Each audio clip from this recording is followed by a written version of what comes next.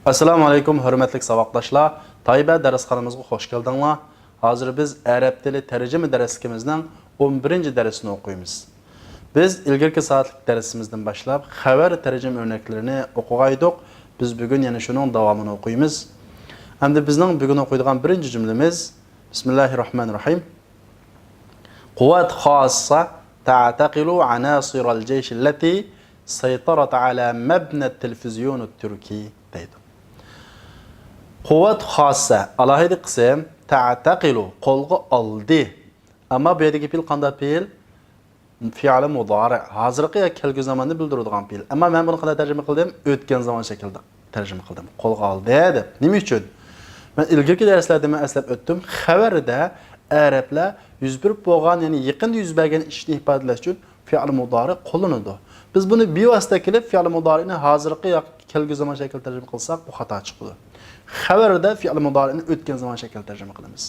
Qarang, quvvat xassa ta'taqil bo'lsa, alohida qism qo'lga oldi. Anasirul jeysh armiya unsurlarini allati saytarat kontrol qilib olgan ala mabna televizyon turki Türkiye televiziya binasini.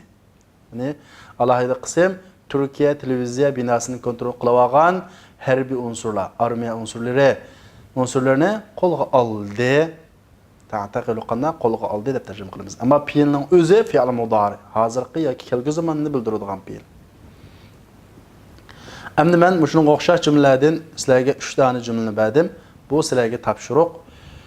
Bu jumlalar chiqadigan yangi so'zliklarni men yangi so'zliklar degan ko'zlikning ichida berdim.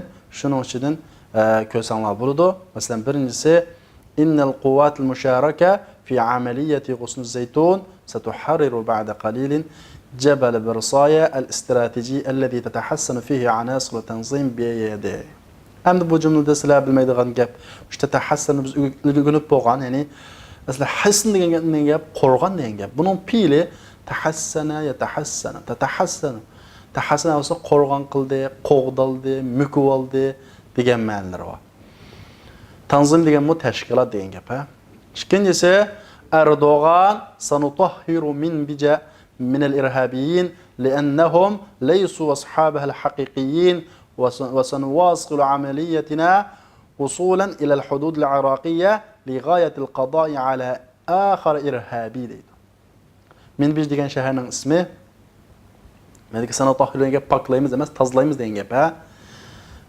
Undan boshqa irhabi degan terrorchi degan gap, biz buni bilamiz. Üçüncüsü Riyasatul Erkan Türkiye ameliyatu Ifrin بدأت اعتبارا من الساعة الخامسة من مساء اليوم السبت تحت اسم عملية غصن الزيتون. Ameliyat degan nima? Harakat. G'usn zaytun degan Turkiyaning bo'lgan bir harakatining ismi. Ya'ni zaytun shayxi degan gap turkchada zaytun dali deb boshildi. Mana shu zaytun shayxi. Arab tilida g'usn zaytun deb ataydi. İkinci hem de bizden bugün okuyduğun haber tercümemizden Vakalatul Cezira أفاد مراسل الجزيرة في اليمن بأن ميليشيات الحوثي والرئيس المخلوع علي عبد الله صالح قصفت مواقع المقاومة اليمنية في عسيلان بمحافظة الشبوة بينما جددت الحكومة اليمنية التزامها بوقف إطلاق النار. Hem de bu cümlede qaraydigan bolsak, afada degan gap, afada degan gap ifodaladi degan gap. Al Jazeera muxbiri ifodaldi Yamandagi bi anna milishiyatul Houthi, ya'ni Housi unsurlari va rais al-Makhlu' Ali Abdullah Salih va tushirib etilgan rais Ali Abdullah Salih qasafat muqawamat al-Yamaniyya Yaman qarashilik ko'rsatish harakatining o'rinlarini bombardimon qildi. Usaylanda Şibi vilayetining Usaylan degan yerida. Endi biz buni baynama jaddatul hukumat al-yamaniyya iltizamaha bi waqf itlaq an-nar. Baynama bu yerda shuning bilan birga da tarjima qilamiz. Shu ishning keyin bilan bo'lganligini bildiradi. Undan keyin Yaman hukumati waqf itlaqinlar degan urush to'xtatish degan gap, ha. Urush to'xtatishni urush to'xtatishga iltizam degan gap rioya qilganligi lozim tutadiganligi degan gap urush to'xtatishga rioya qilganligini jaddidat yengildi degan gap ta'kidladi degan gap. Endi biz buni o'lchamli shaklda tarjima qilsak nima bo'ladi? Vakala degan agentlik degan gap, ha? Vakalatul Anadolu agentligi deb shunday keladi. Al Jazeera agentligi Yemendagi Al Jazeera muxbirining bildirishicha, afada degan gap bildirdi shunday bildirishicha, hususiy milisha degan gap, qurolliq unsurlar degan gap, hususiy qurolliqlari bilan vazifasidan qoldirilgan rais Ali Abdullah Saleh Shibva viloyatininki Asaylan degan yerida Yaman qarshilik ko'rsatuvchilarining o'rinlarini bombardimon qildi. Baynama shuning bilan birga Yaman hukumatı urush to'xtatish kelishimiga kelishim degan gapning o'zi bo'lmasa-mu urush to'xtatishga degan gap adabiy qilish uchun buni to'liq ifodalash uchun qo'shdik. Urush to'xtatish kelishimiga rioya qilganligini qaytadan ifodaladi. Jaddadat qana qildi, hatta yangidan ifodaladi, yengildi degan gap buni asosi. Endi shunga o'xshagan sizlarga yana 3 dona jumla berildi. Buni sizlar ishlaysizlar. Buning ichidagi yangi so'zlar ko'zdan berildi. Masalan, birinchisi bada'at tafawud bi sha'ni waqf itlaq an-nar ma'a majmu'at musallaha fi 5 manatiq Suriya. Tafavvuzni bilasizlar. Biz mufavvidan deb bo'lgan suhbat degan gap. Waqf itlaq an-nar urush to'xtatish,